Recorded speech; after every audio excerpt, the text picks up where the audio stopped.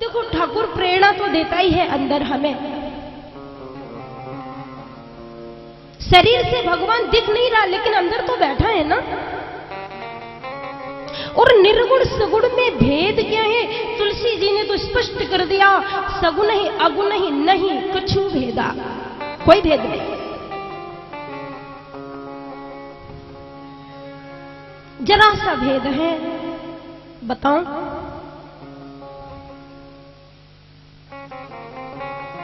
निर्गुण है सो पिता हमारा, सगुण है सो महतारी। जो निर्गुण है, जो दिखाई नहीं देता, वो बाप है हमारा। और जो सगुण है, राम कृष्ण शिव हनुमान, ये महतारी है। अब बाप भी प्यार करता है संतान को, परंतु मां ज्यादा करती है। निर्गुण है सो पिता हमारा, सगुण है सो महतारी। किसको निंदे किसको बंदे, किसकी वंदना करूं किसकी निंदा करूं, दोनों पलड़ा भारी, दोनों को ही बंधन कर लो। कभी कभी बाप तो भूल भी जाता है, लेकिन मां नहीं भूलती बच्चे को। अब देखो, और भक्त के बारे में बताया, करऊं सदा तिन कई रखवारी, जिम बालक राखे महतारी।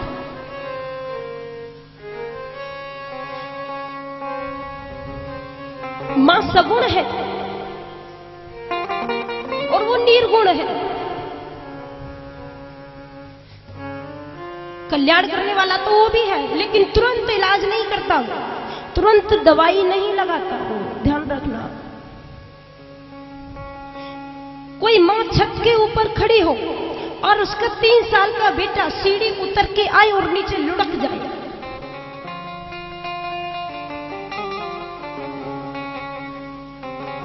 मां अटारी पर चढ़ी है और 3 वर्ष का बच्चा लुढ़क गया, चोट लग गई, खून निकल गया। अब मां ऊपर बैठी कहे, आ जाओ बेटा पट्टी करनी है, आ जा मेरे लाल, तुझे पट्टी लगा दूं, पट्टी बांध दूं, ऐसे बोलेगी मां? नहीं बोलेगी। मां दौड़ के आएगी, साड़ी को फाड़ के और नीचे फटाफट पट्टी बांध देगी, बुलाएगी नहीं उसको। वो मां है ना।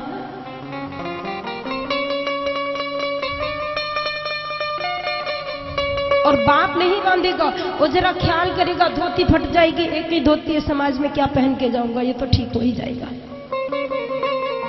वो निर्गुण है, वो रोकता नहीं, वो दवाई नहीं लगाता, पट्टी नहीं बांधेगा, लेकिन सगुण महतारी तुरंत इलाज करेगी और उतर के आएगी।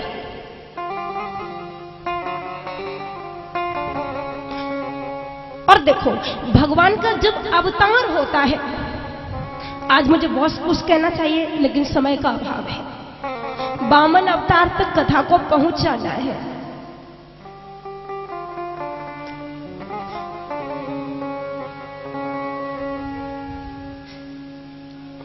पिता सगुण और निर्गुण है, तो जो निर्गुण है वो आकर सगुण बनता है।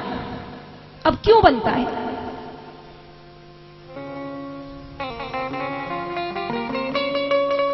भगवान अवतार क्यों ले? किसी ने भगवान से कहा आप आ जाइए, अवतार लेना है, राक्षस बढ़ गए हैं, तो भगवान ने कहा तुम्हें ज्यादा मेरी याद आ रही है तो तुम ही जरा ऊपर चढ़ के आ जाओ, हम मिल जाएंगे आपको, क्यों बुला रहे हो हमें नीचे?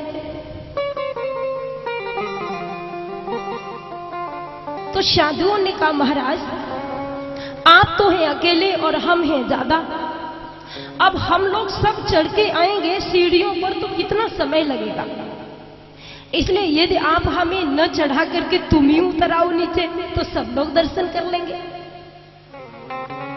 आपके आने में भलाई है, और हम कितने ही लोग आएंगे फिर भी पूरे के पूरे नहीं आ पाएंगे, इसलिए आप आइए। तो जो सीढ़ी होती है ना, उसको अवतरणिका बोलते हैं।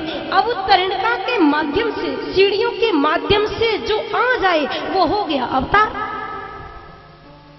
किसी भी रूप में भगवान अवतरणिका के सहारे भक्तों के कथनानुसार धरती पर आते हैं।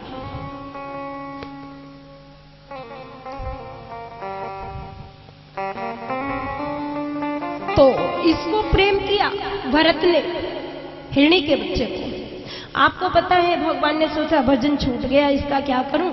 एक दिन वो हिरणी का बच्चा गायब कर दिया।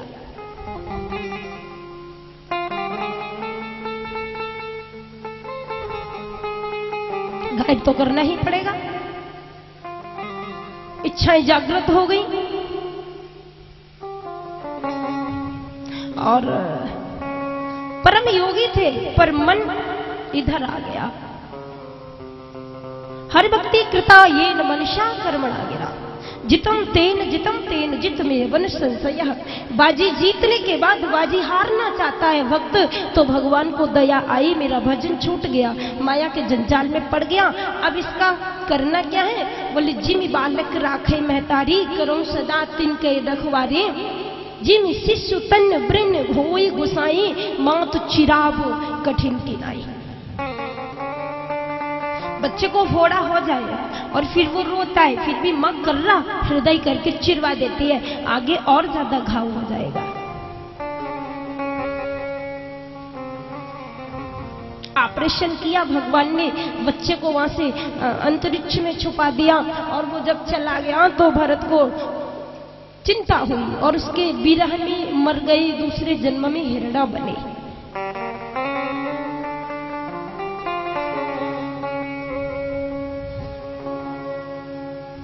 अब देखो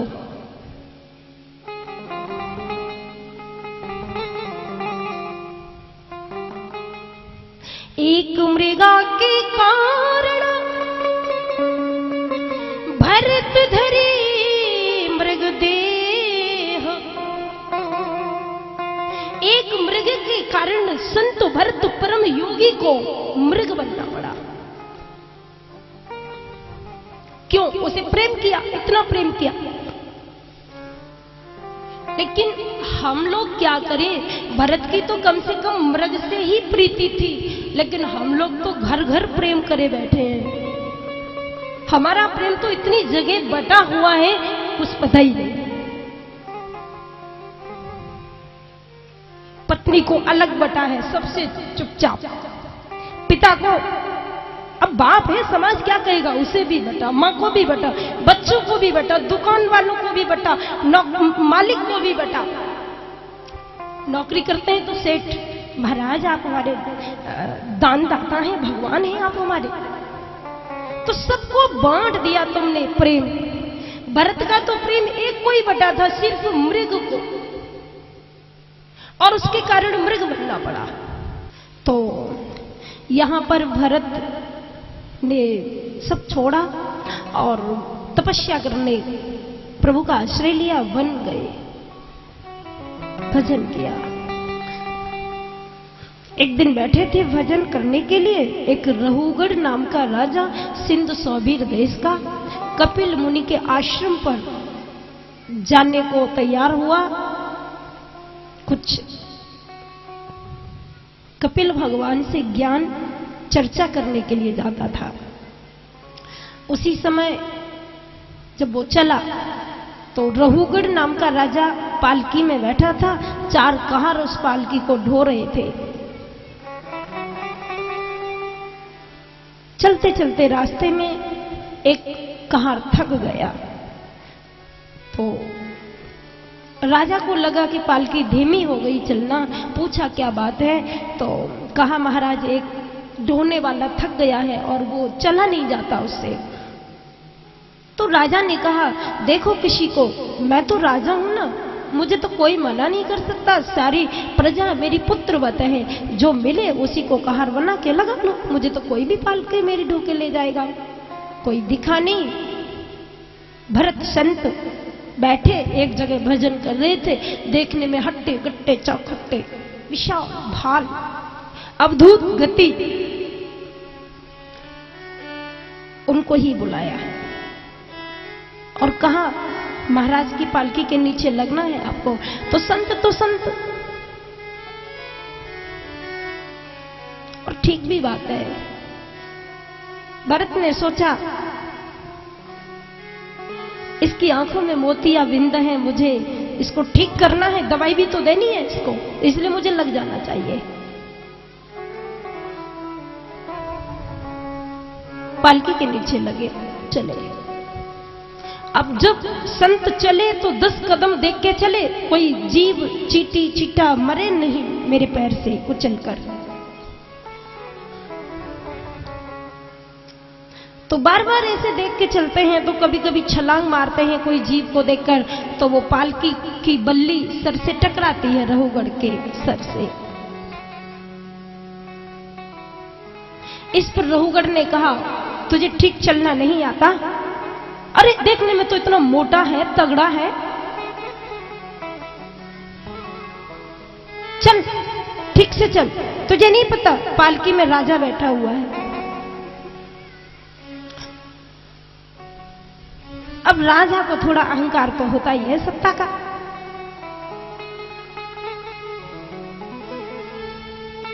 मनुष्य के अंदर 4 चीजें होती हैं और इन 4 चीजों के साथ साथ यदि उसे ज्ञान न हो, सत्संग न मिले, तो उसका कभी भी पतन हो सकता है।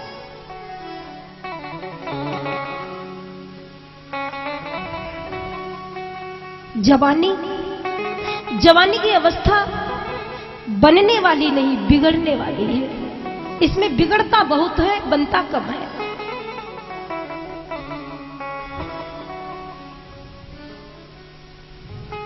तो जवानी की अवस्था, सुंदर रूप, मेरे भाई बहन, चमड़ी का क्या सुंदर होता है। जो खूबसूरत है उसे तो तुमने जाना ही नहीं। सुंदर रूप और जवानी की अवस्था, ऊंचा पद,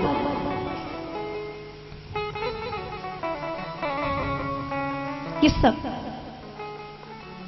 और एक चीज और है, क्या? लक्ष्मी।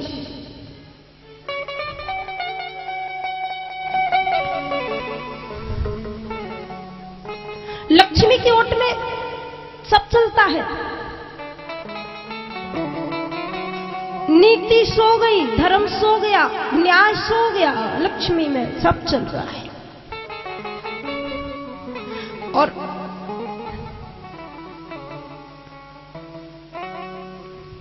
आगे प्रसंग आप सुनेंगे। लक्ष्मी क्या करती है?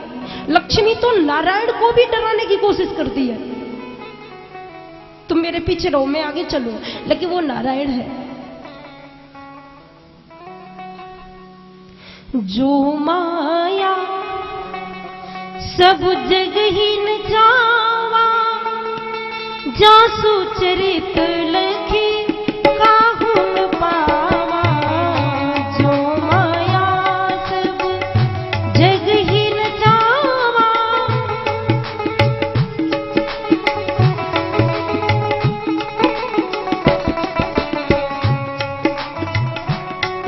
ओ सुत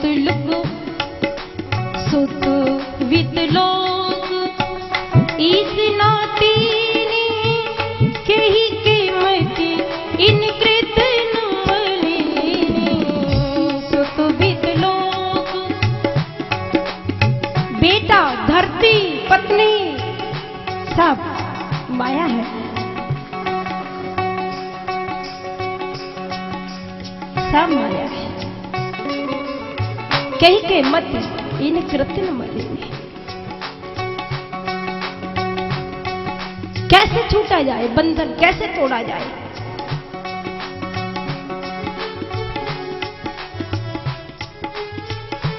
बड़ी मुश्किल है। राघव से कहो प्रभु तुम तोड़ दो तो चले, हमारा टूटने हमारे हिसाब से नहीं टूट पाएगा। कैसे तोड़ पाएंगे हम?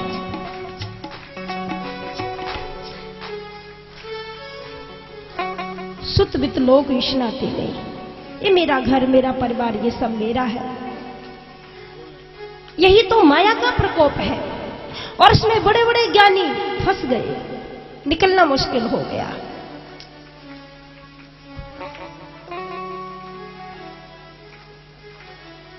तुलसी जी को लिखना पड़ा, ये इंद्री द्वार झरोखा नाना। अब देखो एक बात कहें, राक्षस तो बिघन डालते ही है, लेकिन कभी कभी देवता भी बिघन डालते हैं। फिर कौन बचाए?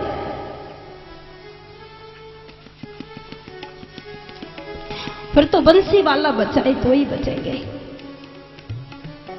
प्रभु मेरे हृदय में प्रेम तो तू ही देगा।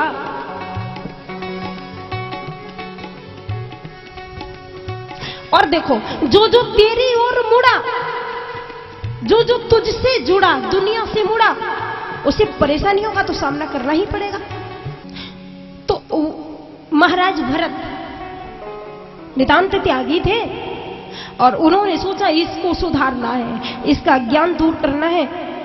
तो बस आज उन्होंने सुंदर ज्ञान का उपदेश किया। चलिए कुछ क्षण चौपाइयां, थोड़ा सा समय रह गया है। भरत जी ने सुंदर ज्ञान दिया। उसने रोगन ने कहा, करो मैं तेरी चिकित्सा ठीक नहीं चलता तो तेरी दवाई करो। तो भरत ने कहा, क्या दवाई करेगा? शरीर तो मरने वाला है, आत्मा अविनाशी है, तो क्या मारेगा उसको? राजा, आज तो राजा बना बैठा है ना, ऐसा राजा मैं कई बार बन चुका हूं। और राजा के बाद में संत बना, योगी बना, परम अधिकारी बन गया, उसके बाद में मृग बन गया। ध्यान देना राजा, जितना व्यक्ति ऊंचा बैठा होता है गिरने का डर रहता है, तू भी गिरने वाला है। इसलिए मैं तुझे समझाने आया। अहम पुरा भरतो नाम राजा विमुक्त दृष्ट श्रुत संग बंध है, आराधनम भगवती हमानो भगो भवम मृग संगाद्यतार्थ। राजा, मैं कई बार राजा बना और पतन हुआ मेरा। अब देख, तू भगवान की शरण में जा। और ये जो कहार तूने पालकी में लगाए हैं ना, ये भी तो भगवान के रूप हैं। किसी को पीड़ा देना तेरा कर्तव्य नहीं है।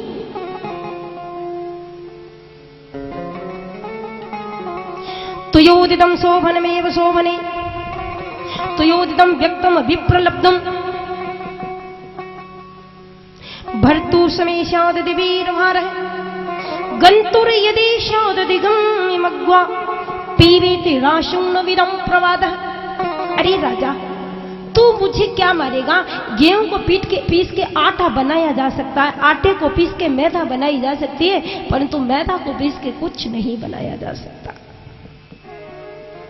अविनाशी शरीर है, क्या इसे पीड़ा देगा तू? समझाया, इतना ज्ञान दिया भरत ने कि आज राजा को लगा कि साक्षात कोई ज्ञानी पुरुष सद्गुरु मेरा कल्याण करने पधारे हैं। उतरा और चरणों में गिर गया और नमस्कार कर दिया। प्रभु, आपने तो मेरी बंद आंखों को खोल दिया। कौन है आप? यज्ञोपवीत को देखा, नमस्कार किया, ब्राह्मण है कोई, साक्षात मेरे गुरुदेव पधारे हैं। अब तो भरत जी ने कहा, अच्छा डबल गलती कर रहा है, मुझे पूछ रहा है कौन हो तुम? जो तू है सो मैं हूं, जो मैं हूं से तू है। सब भगवान के रूप हैं, सब अविनाशी है, सब भगवान है। ईश्वर अंश, जीव अविनाशी। चेतनमल सहज सुख राशि ज्ञान दिया। अब तो नरकों का दर्शन कराया। देख राजा, 28 नरक हैं, इसमें पापी आदमी को यातना भोगनी पड़ती है। जब 28 नरक के बारे में कहा भरत ने, तो राजा डर गया और कहने लगा, महाराज मुझे तो डर लगा दिया आपने, अब मैं क्या करूं? मैं तो नरक में ही जाऊंगा। भरत ने कहा, देख भैया, जो अच्छा काम करता है उसे स्वर्ग मिलता है, बुरा काम करता है उसे नरक मिलता है, लेकिन जो भक्ति करता है उसे गोविंद मिलता है। अभी तो इतना आगे नहीं बढ़ गया जहां से पीछा नहीं लौटा जा सकता। आ जा अपने सही कर्तव्य पर, आ जा अपने सही कदमों पर, तेरा कल्याण होगा। प्रभु लेकिन किसी ने पाप किया हो तो फिर उसका उद्धार कैसे होगा? इसके बारे में भरत जी ने भगवान के नाम की महिमा बताई। अजामिलो कान्यकुब्जे दुजे कश्चित दासी पत्र जामिला नामना नष्ट सदाचारो दास्या संसर्ग दोषिता। कान्यकुब्ज देश में एक ब्राह्मण है अजामिल जिनका नाम है, और वो अजामिल भगवान का नाम लेके तर गए। कैसे तरे महाराज?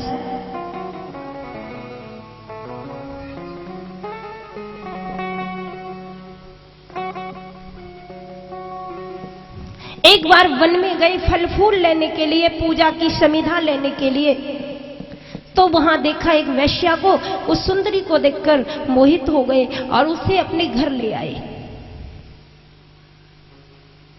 वैश्या ने आकर देखा तो उसकी धर्मपत्नी घर पे थी। उसने पूछा ये कौन है? बोली मेरी धर्मपत्नी है। तो वैश्या ने कहा इसको घर से बाहर निकालो तभी मैं तुम्हारे घर में रह पाऊंगी।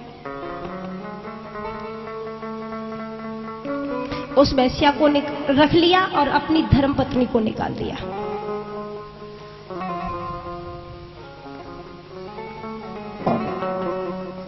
बस वैश्या का साम्राज्य। वैश्या ने कहा मुझे पैसा चाहिए। जो धर्मपत्नी होती है वो पैसा नहीं मांगती।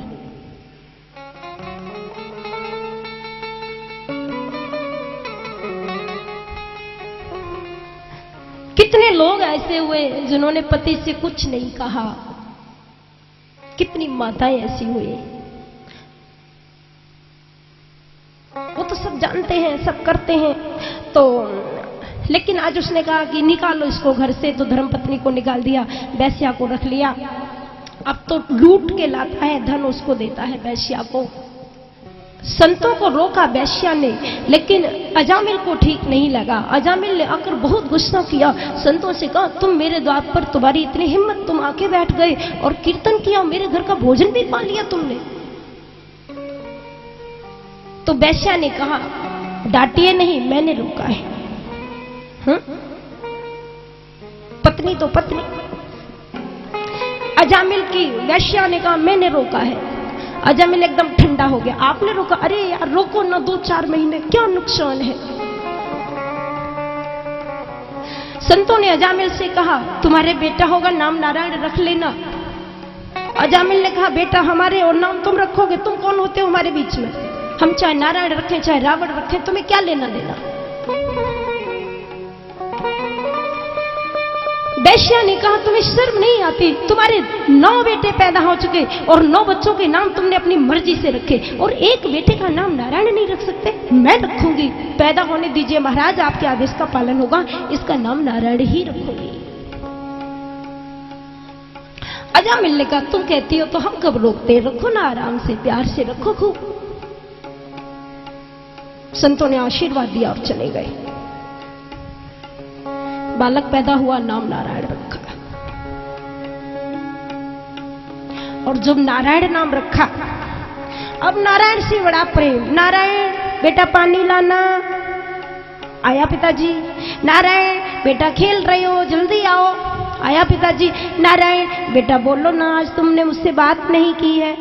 बड़ा प्यार करता है उस बच्चे को। हजारों बार नारायण नारायण नारायण नारायण। थोड़ा हंसो ना, तुम रूठ गए हो। बच्चों की तोतली बोली क्या प्यारी लगती है। तो नारायण के मोह में नारायण नारायण नारायण, रात को मेरा नारायण कहाँ है, मेरा नारायण कहाँ है। भगवान ने जान लिया, अब तो ये मुझे लाना ही पड़ेगा। लेकिन एक दिन जब मरने का समय आया तो बस तैयारी होने लगी। यमराज के दूत लेने आ गए, इधर भगवान के भी दूत आ गए। यमराज के दूतों ने कहा आप क्यों आए हो? बोले आप क्यों आए हो? अरे इसने कभी पुण्य नहीं किया, धर्म नहीं किया।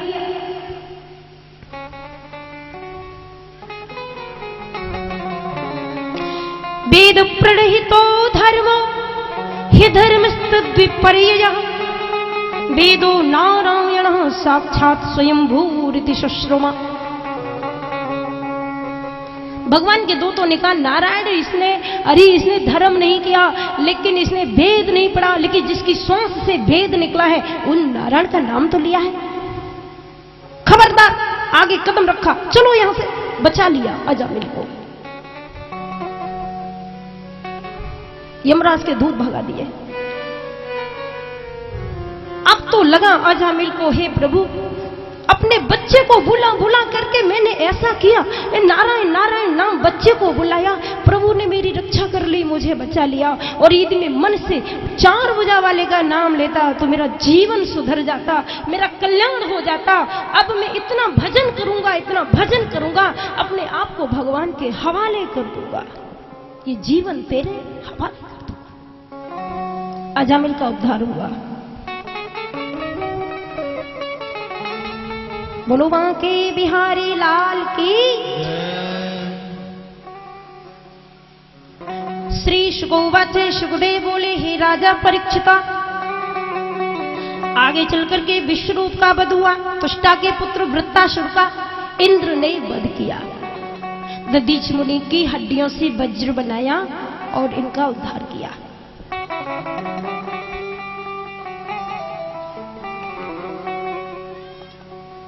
प्रसंग आगे बढ़ रहा है।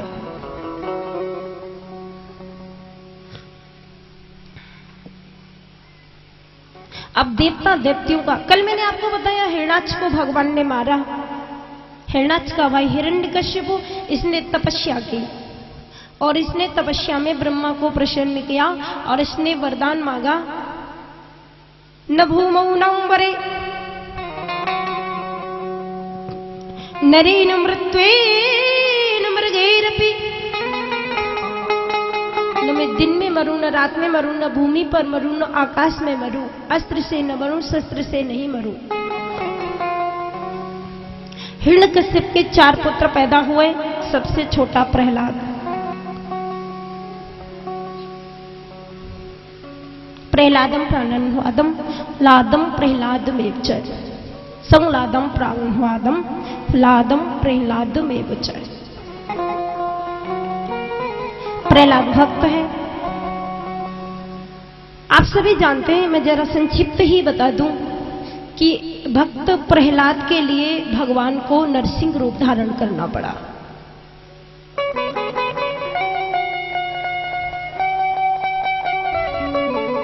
बचपन से ही प्रहलाद के अंदर दिव्य संस्कार थे। हिरण्यकश्यप ने तो ये प्रण किया कि जिसने हिरण्याक्ष को मारा है मैं उस विष्णु को मारूंगा, तभी मुझे खुशी मिलेगी। अब प्रहलाद को इसने कितने कष्ट दिए हिरण्यकश्यप ने।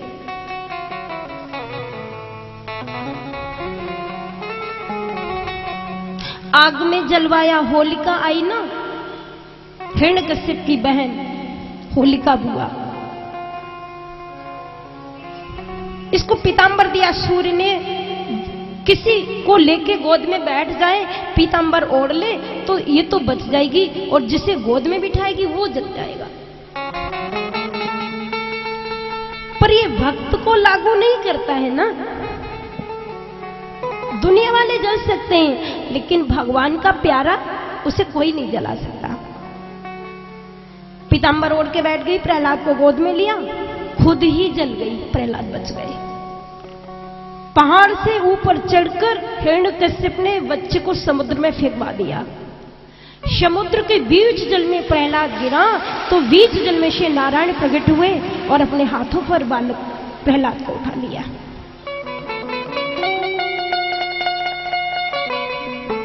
कई बार पीड़ा पहुंचाई, बहुत कष्ट दिया।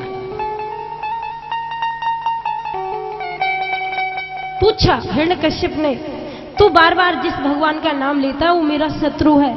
तो प्रहलाद ने सुंदर जवाब दिया,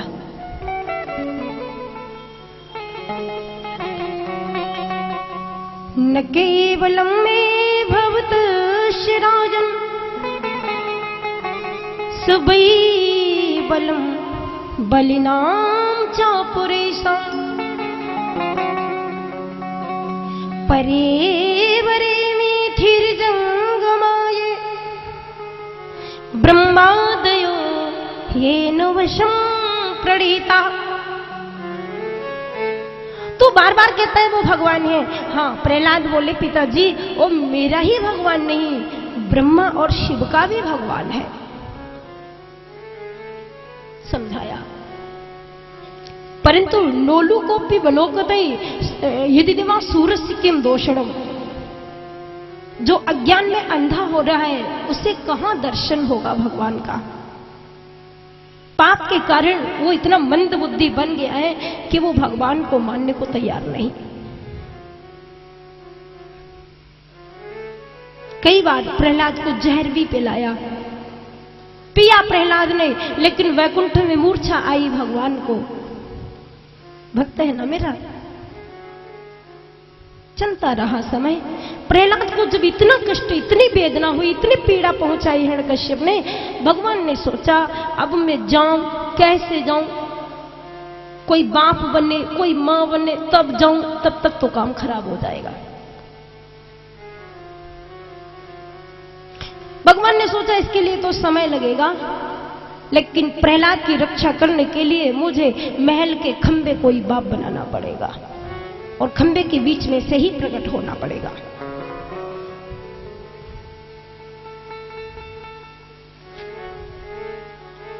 प्रहलाद जी को आज बुलाया हिरण्यकश्यप ने और कहा कहां है क्वासु यदि सर्वत्र कस्मात् स्तंभे न दृश्यते। कहां है तेरा भगवान, और यदि तेरा भगवान है तो आज तुझे बचाने आएगा, देखूं।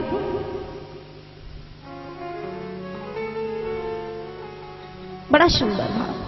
निदानं तपो निज्या न सोचम नृतानि च प्रीयते अमलिया भक्त्या हरिर अन्यद विडंबनम। पिताजी उसके लिए जब तक की आवश्यकता नहीं है। पिताजी उसको आने की भी आवश्यकता नहीं है। जो तुम्हें दिखाई दे रहा है सब में है वो, उसे एक बार देखो। पिताजी मुझे तो तुम्हारे अंदर भी भगवान का दर्शन हो रहा है, तो मैं देखूं कि तेरा भगवान कहां है। महल में कई खंबे लगे थे। हिरण्यकश्यप ने कहा जड़ चैतन्य सब में तेरा भगवान है, तो इस खंबे में भी है। हाँ सब में है। चल तुझे बाद में देखूंगा, पहले खंबे को ही देखता हूं। तलवार को निकाला बयान से और हिरण्यकश्यप ने गुस्सा में आकर धड़ाम से दिया तलवार खंबे में। जैसे ही दिया खंबा फटाक से टूटा और उसमें से एकदम नरसिंह भगवान प्रकट हुए। बोलिए नरसिंह भगवान की। आधा शरीर शेर का और आधा मनुष्य का प्रकट हुए।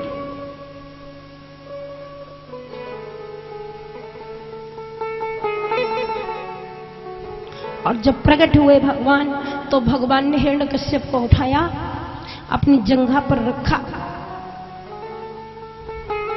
मारने को तैयार हुए।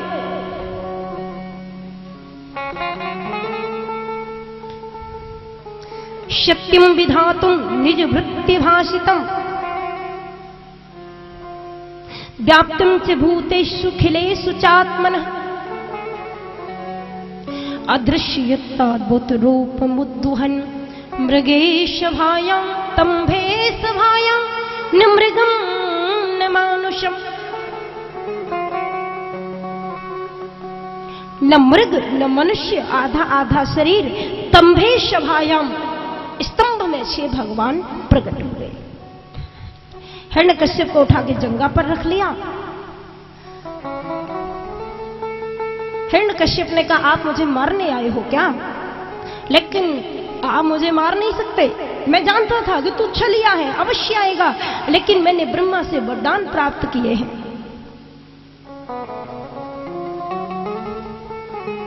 न मैं दिन में मरूंगा, न रात में मरूंगा, न शस्त्र से मरूंगा, न अस्त्र से मरूंगा, 12 महीनों में नहीं मरूंगा, धरती पर आकाश पर नहीं मरूंगा। भगवान ने जितनी सृष्टि बनाई, जड़ चैतन्य, देवता, किन्नर, नाग, मनुष्य, गंधर्व, किसी से नहीं मर सकता।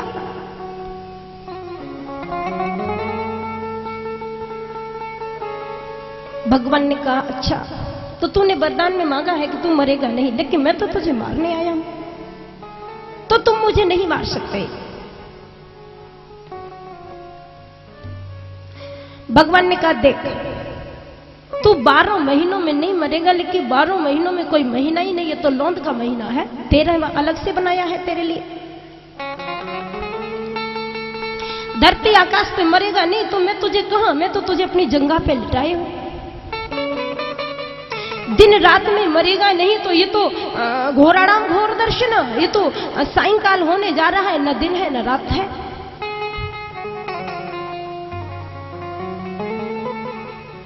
बोला तो भी तुम मुझे नहीं मार सकते, क्योंकि ब्रह्मा ने जिसको पैदा किया उसमें मुझे कोई नहीं मार सकता। भगवान ने कहा ब्रह्मा ने जिसको पैदा किया वो तुझे नहीं मार सकता, बल्कि ब्रह्मा ने मुझे पैदा नहीं किया, मैंने ब्रह्मा को पैदा किया है, अब तो मैं तुझे मार सकता हूं। बड़े बड़े नाखूनों से हिरण्यकश्यप का संहार किया प्रभु ने, एक दिव्य ज्योति निकली भगवान में प्रवेश कर गई। बोलिए भक्तवत्सल भगवान की। अब देखो भगवान का बड़ा क्रोध बढ़ा हुआ है, ऐसा भयंकर वेश देखा।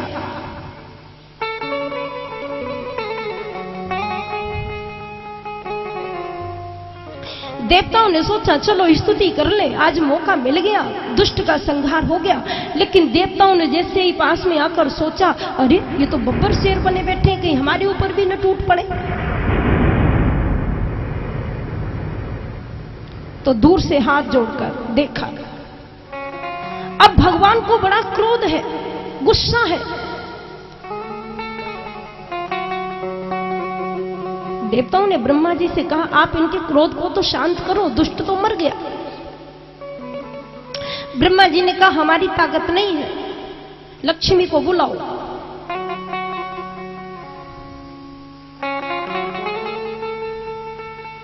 लक्ष्मी ने कहा नाराज हो रहे हैं, अभी जाती हूं, देखती हूं। जाऊंगी और सामने थोड़ा सा मुस्कुराऊंगी, शांत हो जाएंगे।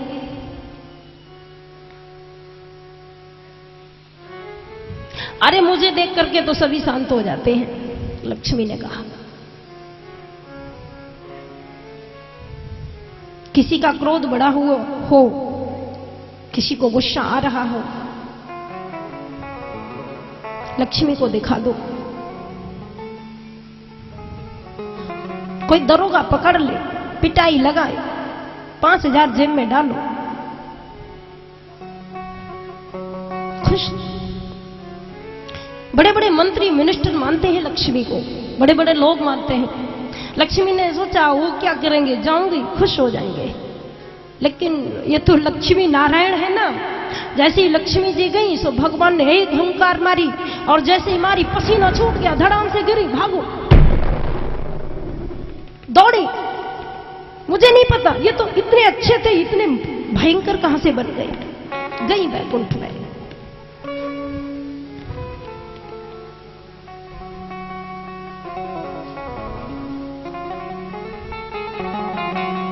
प्रह्लादं प्रेषयाश ब्रह्मावस्थितमन्तिके। ब्रह्मा जी ने कहा जिसके कारण आए हैं उसी को भेजो। प्रहलाद तू जा, तू ही शांत कर सकेगा। प्रहलाद जी गए। भैया कितना क्रोध था।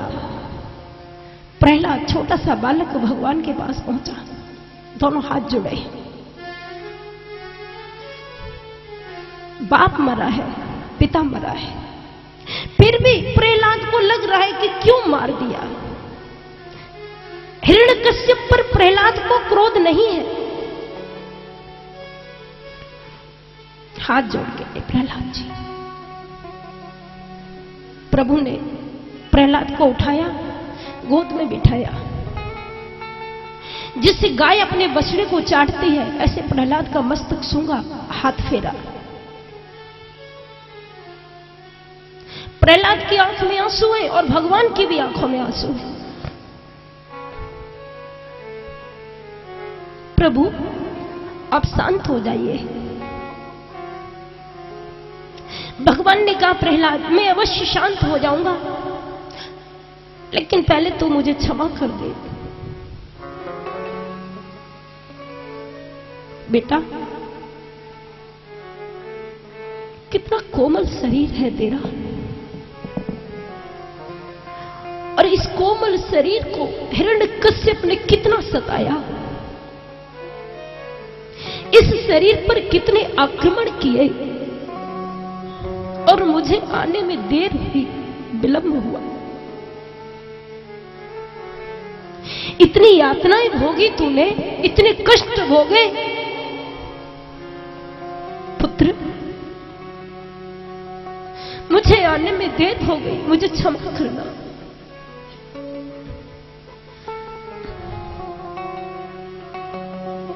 प्रशांत है प्रहलाद, आंखों में आंसू आ रहे। बेटे कुछ मांगो, चाहिए कुछ? नहीं प्रभु, आपका दर्शन हो गया, अब क्या बाकी रहा, सब मिल गया।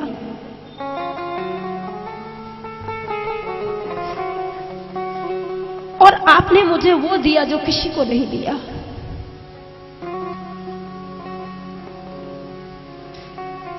प्रभु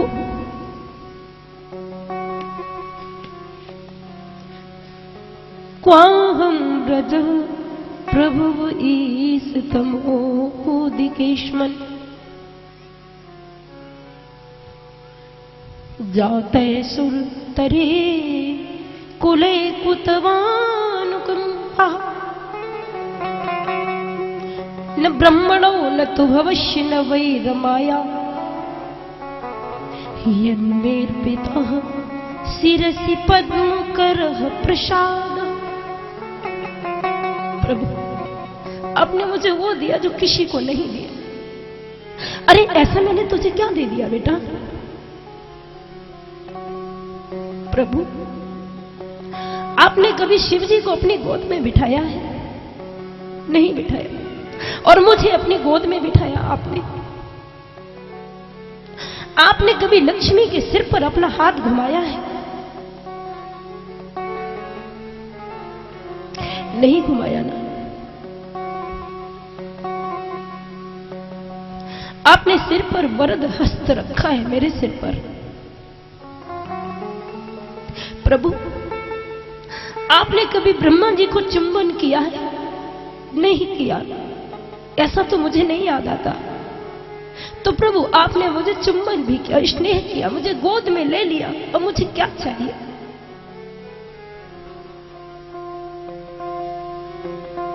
हे दीनानाथ मुझे कुछ नहीं चाहिए, मुझे आपके चरणों की भक्ति चाहिए।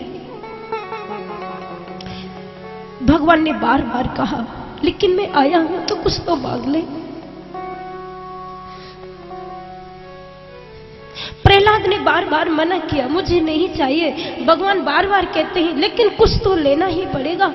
तो प्रहलाद ने सोचा प्रभु आप तो अंतर्यामी हैं, मेरे बार बार मना करने पर भी आप बार बार मुझे मांगने को कहते हो। मुझे लगता है कि मैं मुख से मना कर रहा हूं, लेकिन मेरे अंदर कोई कामना है, तभी आप मुझे मांगने को बोल रहे हैं। हे दीनानाथ अभी यदि आपको देना है तो आप मुझे यही वचन दीजिए कि मेरे अंदर जो कामना है वो भी नष्ट हो जाए। यदि राशि सुमे कामं वरास्तं वरदर्शभा कामानां वृद्धिषण्डोऽहं भवतस्तु वृणे वरम्। नाथ कभी मेरी मांगने की कोई इच्छा न हो, आप मेरे अंदर बसी हुई कामनाओं का नाश करिए अंतर्यामी, और मुझे अपने चरणों की भक्ति प्रदान कीजिए। भगवान ने प्रहलाद को अनुपम भक्ति, अविचल भक्ति, निर्मल भक्ति, निर्भरा भक्ति प्रदान की। बोलिए भक्तवत्सल भगवान की।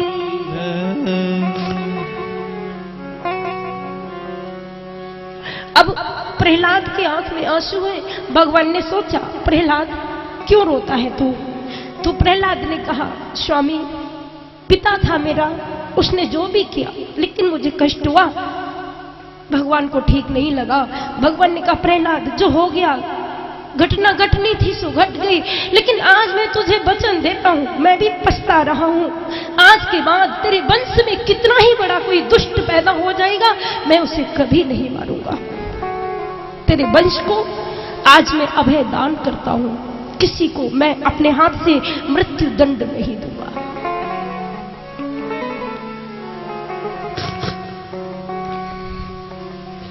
तो इस प्रकार से भगवान ने प्रहलाद को विदा किया। कुछ समय तक राज्य शासन किया, अंत में भगवान के धाम को गए। कुछ ही क्षण में आप लोग वामन भगवान की झांकी का दर्शन करेंगे और सुंदर प्रसंग श्रवण करेंगे। भगवान ने जो मोहिनी रूप धारण किया, तो मोहिनी रूप को देखकर शिव मोहित हो गए। और इधर भादों के महीने में देवताओं ने स्तुति की, तो भादों के महीने में श्रोणायाम श्रवण द्वादश्यां मुहूर्ते यवजित प्रभु सर्वे नक्षत्रताराद्या चक्षुस्त जन्म दक्षिणम। भादों के महीने में कश्यप और अदिति की कुटिया में वामन भगवान पधारते हैं। बोलिए वामन भगवान की। भादों का महीना है, शुक्ल पक्ष है, द्वादशी तिथि है, सुंदर दिन है, सुंदर नक्षत्र है, श्रवण नक्षत्र।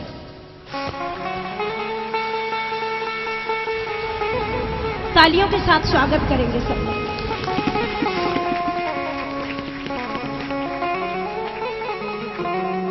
बोले वामन भगवान की। श्री वामन भगवान प्रकट हुए।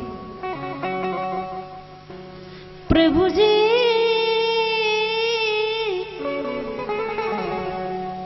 मेरे प्रभु जी,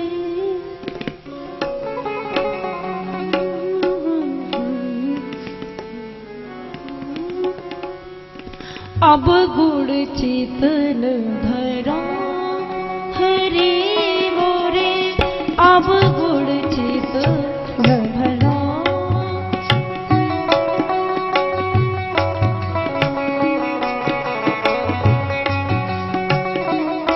प्रभु जी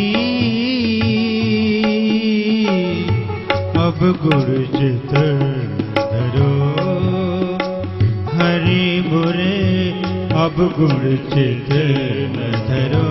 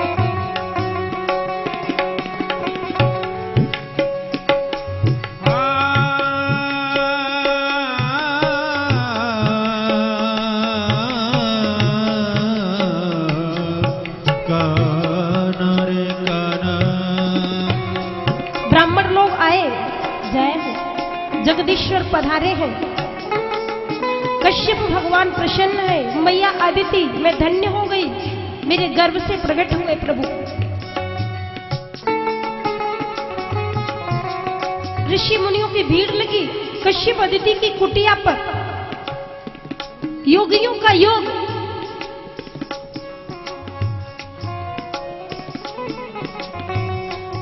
परम तत्व वामन के रूप में। और देखो जब से वामन आए तब से ब्राह्मणों को लोग बामन कहने लगे। गुरुजी आए, सारे संस्कार हुए, जातकरण संस्कार हुआ, नामकरण संस्कार हुआ, चूड़ाकरण संस्कार हुआ। अब गुरुजी ने मंत्र दे दिया कान में। अब बामन जी ने कहा, गुरुदेव दक्षिणा तो ले लो। गुरुजी ने कहा, पैसे की दक्षिणा नहीं चाहिए,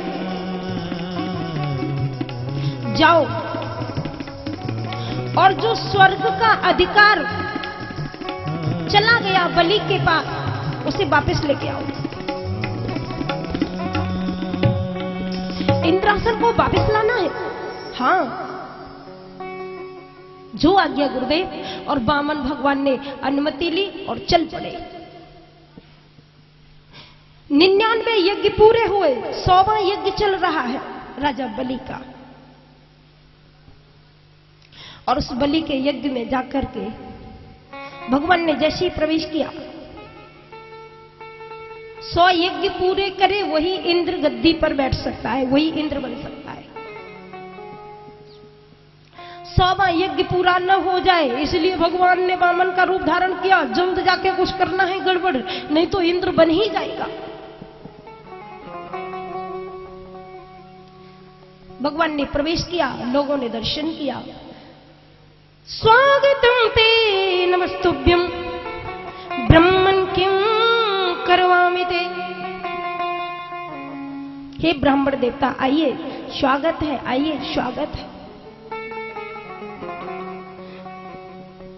सबने बुलाया और सबने देखा एक अद्भुत बालक है।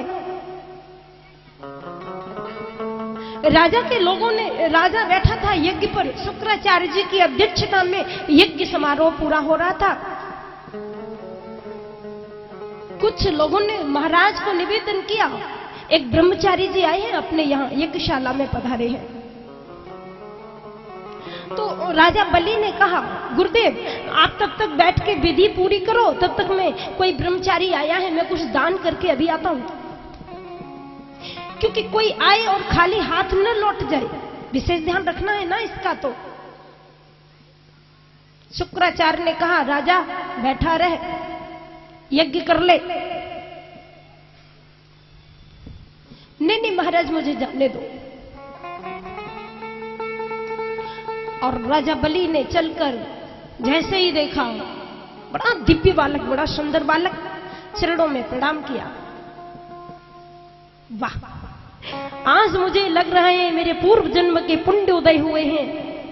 मेरे पूर्वजों को भी बड़ा सुकून मिलेगा, बड़ी शांति मिलेगी, और मेरा तो यज्ञ पूरा हो गया।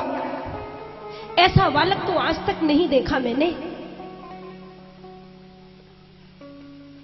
छोटा सा बालक और इतना विशाल तेज, ऐसा लगता है जैसे तपस्या मूर्ति लेकर के तप आ गया हो। साक्षात मुझे आज यज्ञ देवता का दर्शन हुआ, मुझे तो ऐसा लग रहा है, मुझे तो आनंद है, मैं तो धन्य हो गया। अब राजा बलि ने प्रसन्न किया और कहा, हे ब्रह्मचारी जी आप पधारे, धन्यवाद धन्यवाद। हे ब्रह्मचारी जी, मैं राजा बलि हूँ, यज्ञ समारोह चल रहा है, आप कुछ मांगिए, मैं आपको कुछ दे दूं, फिर यज्ञ की सारी विधि पूरी करनी है। वामन भगवान ने कहा, तू क्या?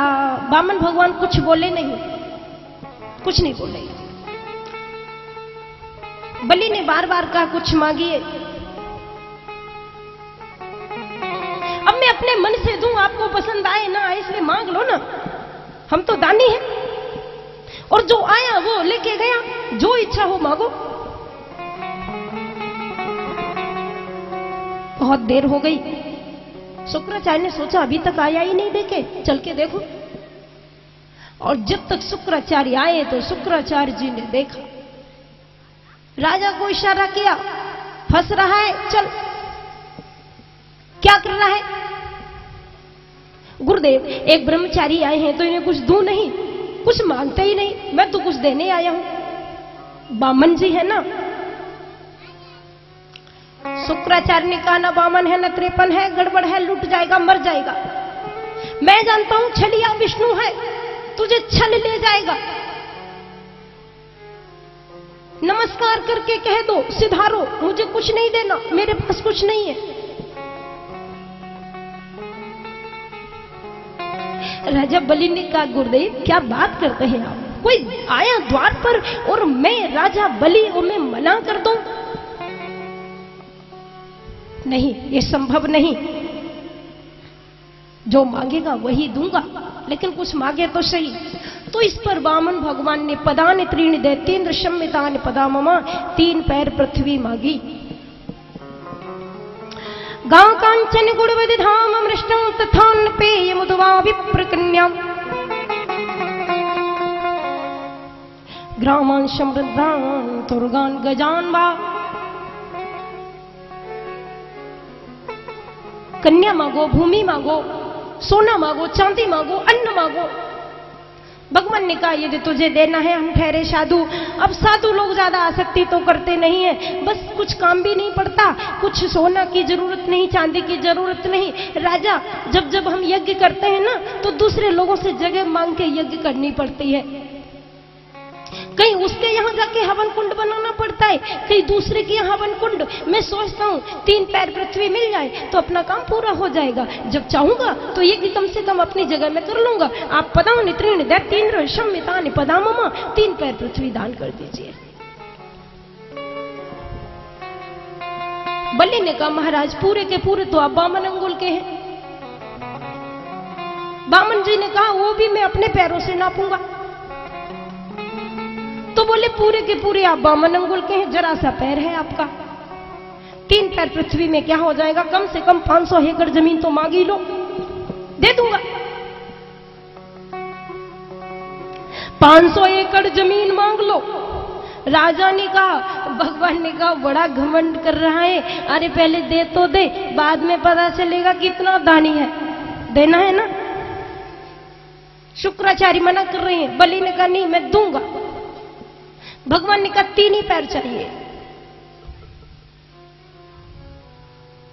अब महाराज विलंब क्यों करें, चलो ले लो, नहीं मानते हो तो 3 पैर। तो वामन जी ने कहा, कोई भिखारी थोड़ी हूं, सो तूने दिया मैंने लिया। अरे ब्राह्मण हूं, पहले श्री विष्णु श्री विष्णु श्री विष्णु 3 बार बोल, और हाथ में जल ले, चावल ले, उसके बाद संकल्प ले कि 3 पैर पृथ्वी वामन भगवान को मैं राजा बलि प्रदान करता हूं।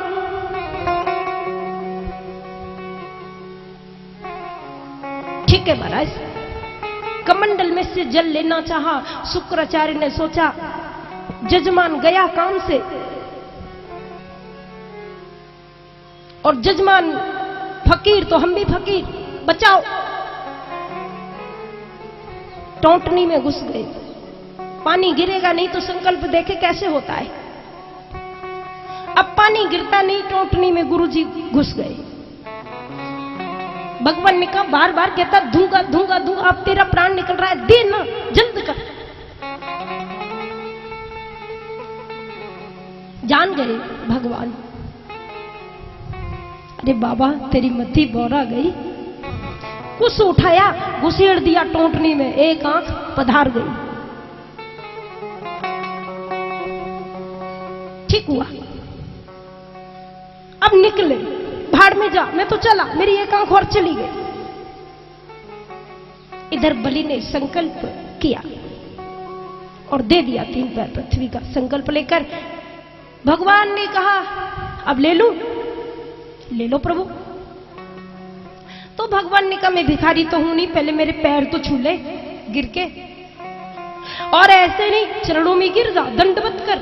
और जैसे ही राजा बलि चरणों में गिरा, सो भगवान ने अपने रूप को बढ़ाया, और ऐसा विशाल रूप कि जो वामन अंगुल का था ना,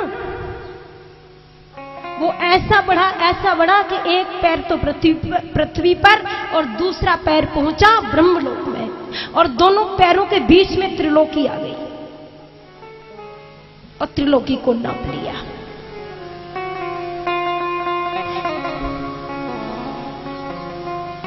दो पैर पृथ्वी पूरी हुई, एक पैर फिर भी बाकी रही।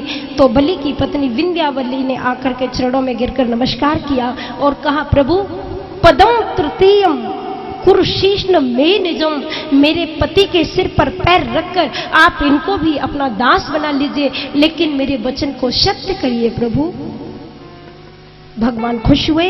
भगवान ने राजा बलि को खुश होकर के आज 3 पैर पृथ्वी में इंद्रासन को जो लेना था सब ले लिया और आशीर्वाद दिया, तू मेरा परम भक्त है, मैं तेरे यहाँ हर समय रहूंगा, तुझे मेरा नित्य प्रति दर्शन होगा। और उसके बाद भगवान वहीं रहने लगे। इसके बाद का प्रसंग आप लोग कल सुनेंगे। अब देखो